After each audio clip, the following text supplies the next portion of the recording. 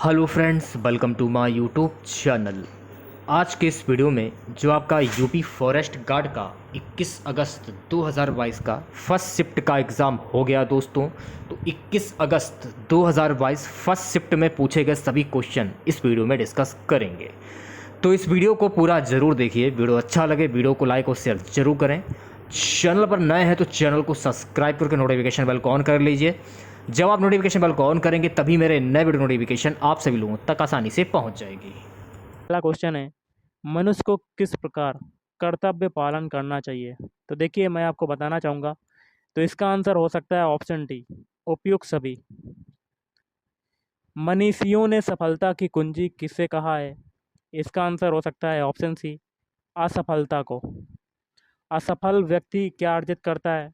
तो इसका हो सकता है ऑप्शन बी, अनुभव की संपत्ति।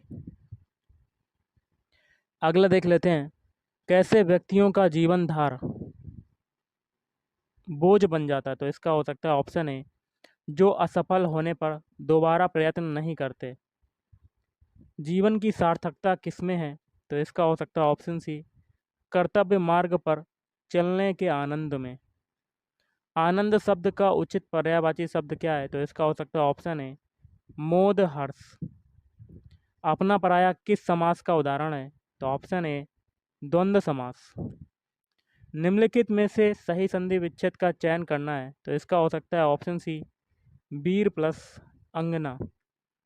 कब्र में पैर लटकना मुहावरे का सही अर्थ क्या होगा। तो ऑप्शन ए हो सकता है, मृत्यु के समीप होना। निम्न में से सलाका का तद्भव रूप होगा। तो इसका हो सकता है ऑप्शन बी, सलाई। निम्न में से किस शब्द की वर्तनी सही है। तो इसका हो सकता है ललायित। निम्नलिखित शब्दों पर विचार करना है और किस विकल्प में सभी शब्द शुद्ध हैं। तो इसका हो सकता है ऑप्शन सी, तीसरा और चौथा, विस्मरण और हितैषी। निम्न में से कौन सा शब्द स्त्रीलिंग नहीं है। तो इसका हो सकता है ऑप्शन डी, संभल। किस विकल्प में सही विलोम युग्म है। तो इसका हो सकता है ऑप्शन बी, कृपण दाता। जीवन पति का समानार्थी शब्द है। तो इसका हो सकता है यमराज। जिसे इंद्रियों से अनुभव ना किया जा सके, अनेक पद के लिए एक शब्द है, तो अतीन्द्रिय। निम्न में से कौन सा शब्द पुल्लिंग है। तो इसका हो सकता है विवाह। पंखा का बहुवचन क्या होगा। तो इसका हो सकता है ऑप्शन डी, पंखे। दुशासन का संधि विच्छेद संधि विग्रह क्या होगा। तो इसका हो सकता है ऑप्शन सी, दूधन शासन। निम्नलिखित में से तत्सम शब्द है। तो इसका हो सकता है अक्षर। निम्नलिखित में कौन सा वाक्य अशुद्ध है। तो इसका हो सकता है ऑप्शन डी वाला, पहला दूसरा तीसरा और चौथा चारों। खग जाने खग की ही भाषा का अर्थ क्या हो सकता है। तो ऑप्शन बी, समान प्रवृत्ति वाले एक ही दूसरे को सहराते हैं, सहारते हैं। हरिमोहन को रुपए देता है, रेखांकित में कौन सा कारक है, को। तो इसका हो सकता है संप्रदान कारक। अरुण शब्द का अनेकार्थी है। तो ऑप्शन बी हो सकता है प्रातःकालीन सूर्य सिंदूर। आज की सभा में अनेकों लोग उपस्थित थे, वाक्य के किस भाग में अशुद्धि है। तो इसका हो सकता है अनेकों लोग। देखिए, मैथ के क्वेश्चन है जिसमें पहला है, तो इसका हो सकता है 63। नेक्स्ट है, 15 संख्याओं का माध्य 30 है, यदि प्रत्येक संख्या में 3 जोड़ दिया जाए तो नया माध्य क्या होगा। इसका हो सकता है ऑप्शन सी, 33। बहुलक बताना है तो देखिए इसका हो सकता है ऑप्शन ए, 3। माध्यिका ज्ञात करनी तो इसकी माध्यिका हो सकती है ऑप्शन बी, 13। एक समबाहु त्रिभुज का परिमाप सेंटीमीटर में ज्ञात कीजिए जिसका आधार 18 सेंटीमीटर है। तो इसका हो सकता है 54। अगला देख लेते हैं क्वेश्चन। एक आयत का क्षेत्रफल सेंटीमीटर में ज्ञात कीजिए जिसकी लंबाई 12 सेंटीमीटर और चौड़ाई 11 सेंटीमीटर। तो इसका हो सकता है 132। एक संचयी बारंबारता बंटन नीचे दिया गया है और बारंबारता अधिकतम है। तो इसका देखिए हो सकता है ऑप्शन डी। 2240 के गुणनखंडों का योग ज्ञात कीजिए। तो इसका हो सकता है 6096। नीचे दिया गया ग्राफ बार ग्राफ 1991 से 99 तक एक कंपनी की कमाई मिलियन में दिखाता है। इसे पढ़ें और निम्नलिखित प्रश्नों के सही उत्तर दें। तो देखिए, आपका उन वर्षों की संख्या का अनुपात जिनमें एक कंपनी की आय औसत से कम है और जिनकी आय औसत से अधिक है का अनुपात क्या होगा? तो इसका हो सकता है ऑप्शन सी। 1997 से 98 में कंपनी की आय 1994 से 95 से कितनी गुना थी? तो इसका हो सकता है 1.5। अगला है 1996 से 97 में कंपनी की आय समीक्षाधीन अवधि में औसत आय का लगभग कितना प्रतिशत थी? तो इसका हो सकता है ऑप्शन डी। नेक्स्ट है आपका 1997 से 98 में कंपनी की आय 1993 से 94 का तुलना में प्रतिशत वृद्धि क्या थी? तो इसका हो सकता है 100। 1994 से 95 से 1995-96 तक कंपनी की आय में लगभग कितने प्रतिशत गिरावट क्या थी? तो इसका हो सकता है ऑप्शन है। कक्षा 21 से 25 का बारंबारता घनत्व कितना है? तो इसका हो सकता है ऑप्शन सी। हिस्टोग्राम आयत चित्र एक प्रकार का होता है। तो इसका हो सकता है, देखिए आंसर ऑप्शन सी हो सकता है, आवृत्ति आरेख। एक त्रिभुज का क्षेत्रफल समान आधार पर और समान समांतर रेखाओं के बीच के समांतर चतुर्भुज के क्षेत्रफल के खालिस्तान होता है। तो इसका हो सकता है ऑप्शन सी, हाफ, आधा। यदि त्रिभुज ABC में पूरा दिया हुआ है तो इसका हो सकता है ऑप्शन है। द्विघात समीकरण दिया हुआ है तो इसमें बताना, तो इसका हो सकता है ऑप्शन है। अमित अपना मोबाइल 1820 की दर से बेचता है और 30% की हानि बहन करता है। उसे अपना मोबाइल किस दर से बेचना चाहिए जिससे उसे 30% का लाभ हो? तो इसका हो सकता है ऑप्शन बी। राहुल का वेतन मोहन के वेतन से 20% अधिक है।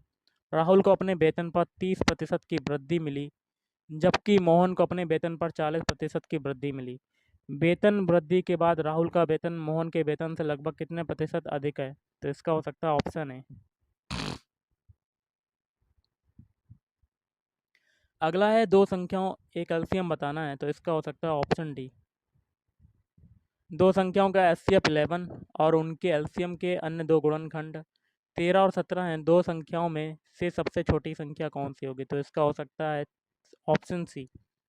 समांतर चतुर्भुज के विकर्णों की लंबाई क्रमशः 8 सेंटीमीटर और 6 सेंटीमीटर है और इसकी एक भुजा की माप 5 सेंटीमीटर है। दूसरी भुजा की अनुमानित लंबाई सेंटीमीटर में ज्ञात कीजिए। तो इसका हो सकता है ऑप्शन बी। समचतुर्भुज का परिमाप 120 सेंटीमीटर है और किन्हीं दो समांतर भुजाओं के बीच की दूरी 12 सेंटीमीटर है। समचतुर्भुज का क्षेत्रफल सेंटीमीटर में ज्ञात कीजिए। तो इसका हो सकता है 360। एक बारंबारता बहुभुज अनेक भुजाओं वाला खालिस्तान होता है। तो ऑप्शन बी आयत हो सकता है। अगला क्वेश्चन करते हैं। नई प्रौद्योगिकियों का उपयोग करके ईंधन की बढ़ी हुई दक्षता से मनुष्य और पर्यावरण को कैसे लाभ होता है? तो इसका देखिए ऑप्शन डी हो सकता है, प्रदूषण और खपत में कमी आएगी। कोई नेपाल में हिमालय पर्वतमाला में एवरेस्ट बेस कैंप को फतह करने वाले सबसे कम उम्र के भारतीय पर्वतारोहियों में से एक बन गया है। तो इसका हो सकता है ऑप्शन डी, रजनी सेठी। तो इसका हो सकता है, देखिए गाइस, ऑप्शन बी, रिधम ममानिया हो सकता है। नेक्स्ट देख लेते हैं। किस देश ने मई 2022 में ब्रिक्स विदेश मंत्रियों की बैठक की अध्यक्षता की? तो इसका हो सकता है ऑप्शन है चीन। सुभाष चंद्र बोस का देश नायक किसने कहा था? तो ऑप्शन सी हो सकता है महात्मा गांधी। किस रियासत के खिलाफ अभियान को ऑपरेशन पोलो कूट नाम दिया गया था? इसका हो सकता है हैदराबाद। नेक्स्ट देख लेते हैं।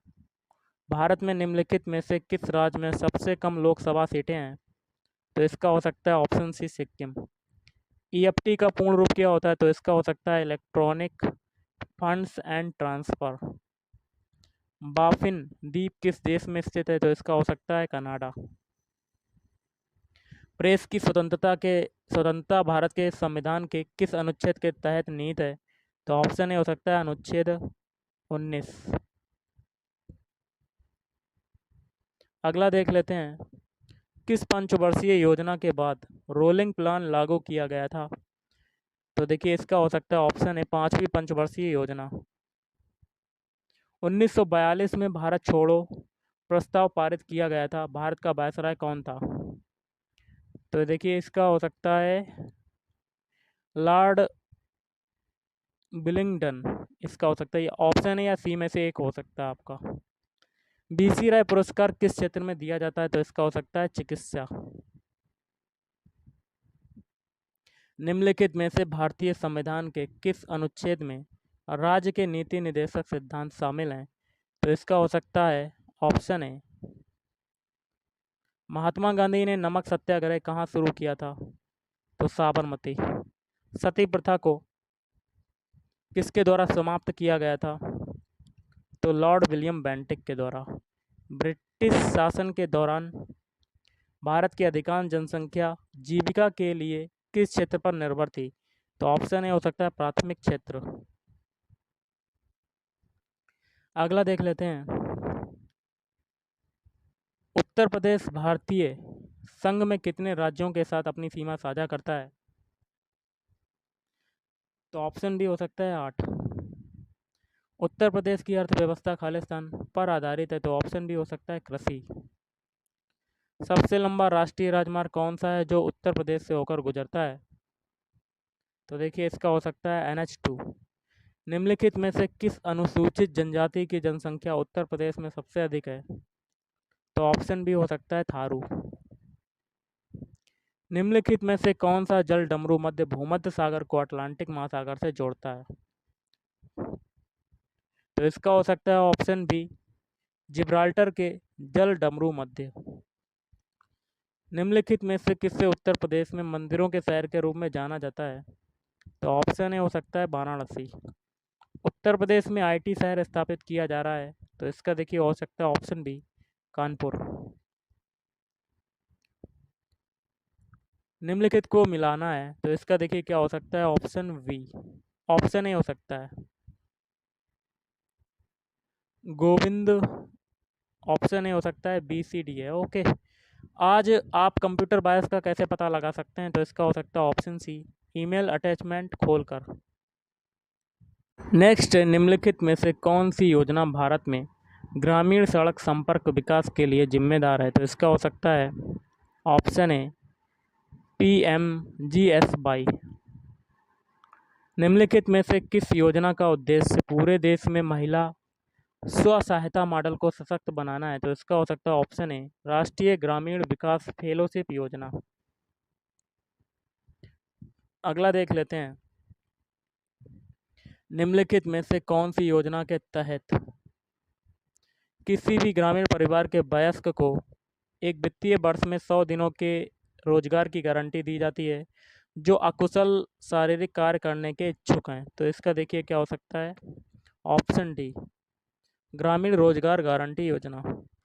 भारत सरकार की निम्नलिखित में से कौन सी योजना विधवाओं, बुजुर्गों, विकलांगों लोगों के पेंशन के रूप में वित्तीय सहायता प्रदान करती है? तो इसका हो सकता है ऑप्शन बी NSAP। अगला देख लेते हैं। निम्नलिखित में से किस योजना का उद्देश्य भारत में ग्रामीण गरीब लोगों को आवास प्रदान करना था? तो इसका हो सकता है ऑप्शन डी प्रधानमंत्री आवास योजना। भारत सरकार की निम्नलिखित में से कौन सी ग्रामीण योजना ग्रामीण क्षेत्रों से शहरी क्षेत्रों में युवाओं के प्रवास को रोकने का प्रस्ताव करती है?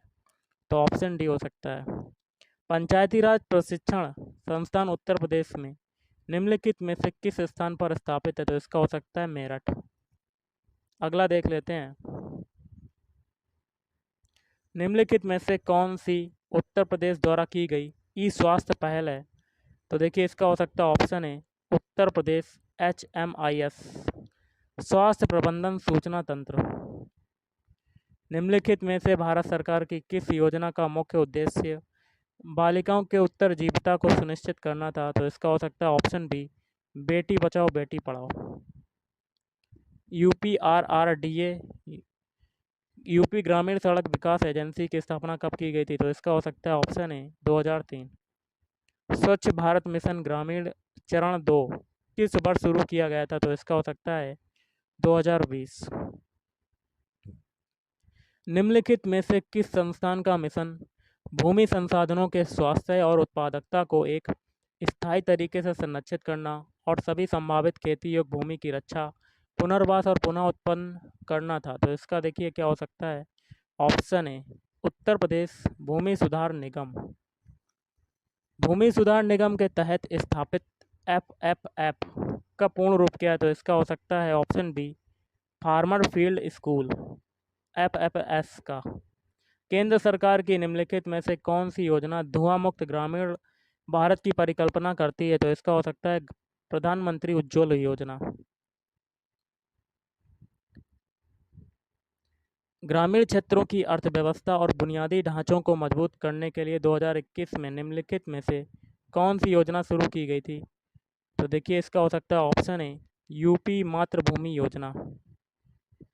निम्नलिखित में से कौन सी योजना दुर्व्यापार और व्यावसायिक यौन शोषण के पीड़ितों के दुर्व्यापार की रोकथाम और बचाव, पुनर्वास और पुनः एकीकरण के लिए है? तो इसका हो सकता है आपका आजीविका योजना।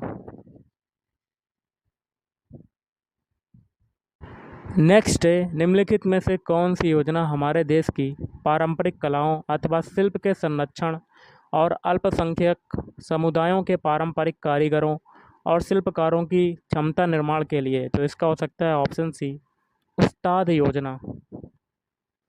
निम्नलिखित में से कौन सी योजना और गैर कृषि गतिविधियों में महिलाओं के उद्यमशीलता कौशल के विकास के माध्यम से महिलाओं के आर्थिक सशक्तिकरण का प्रावधान करती है? तो इसका हो सकता है ऑप्शन ए निम्नलिखित में से कौन सा मंत्रालय अथवा नोडल विभाग आजीविका राष्ट्रीय आजीविका मिशन को संभालता है? तो इसका हो सकता है ऑप्शन ए सामाजिक न्याय और अधिकारिता मंत्रालय। सौर फोटोवोल्टिक सिंचाई पंप योजना के तहत छोटे और सीमांत किसान केंद्र सरकार की सब्सिडी के अलावा 1800 वाट सरफेस सोलर पंप के लिए कितने अनुदान के पात्र हैं? तो इसका हो सकता है ऑप्शन बी 30%। कन्या विद्याधन योजना के तहत आर्थिक रूप से कमजोर परिवारों की लड़कियां जो हाई स्कूल पास हैं को उच्च शिक्षा प्राप्त करने के लिए एक मुफ्त राशि प्रदान की जाती है? तो इसका हो सकता है ऑप्शन सी। अगला देख लेते हैं स्वच्छ भारत मिशन को निम्नलिखित में से किस मंत्रालय अथवा नोडल विभाग द्वारा नियंत्रित किया जाता है? तो इसका हो सकता है ऑप्शन बी पेयजल और स्वच्छता मंत्रालय। निम्नलिखित में से कौन सा कार्यक्रम सार्वजनिक स्वास्थ्य संस्थानों में प्रसव के लिए आने वाली गर्भवती महिलाओं को मुफ्त में आने जाने के लिए परिवहन, मुफ्त दवाएं, मुफ्त निदान, मुफ्त रक्त और मुफ्त आहार प्रदान करता है? तो देखिए इसका हो सकता है ऑप्शन है JSS के जननी शिशु सुरक्षा कार्यक्रम। अगला देख लेते हैं क्वेश्चन निम्नलिखित में से किस मंत्रालय या नोडल विभाग की केंद्र में एकीकृत बाल विकास सेवा योजना के कार्यान्वयन की प्राथमिक जिम्मेदारी है? तो इसका हो सकता है ऑप्शन डी महिला एवं बाल विकास मंत्रालय। और आज का लास्ट क्वेश्चन है निम्नलिखित में से कौन सी योजना पंचायत राज मंत्रालय द्वारा गांव की आबादी के सर्वेक्षण और ग्राम क्षेत्रों में उन्नत प्रौद्योगिकी के साथ मानचित्रण के लिए है? तो ऑप्शन सी हो सकता है स्वामित्व। तो गाइस आज के इस वीडियो में इतना ही। थैंक यू, धन्यवाद। आपका दिन शुभ रहे।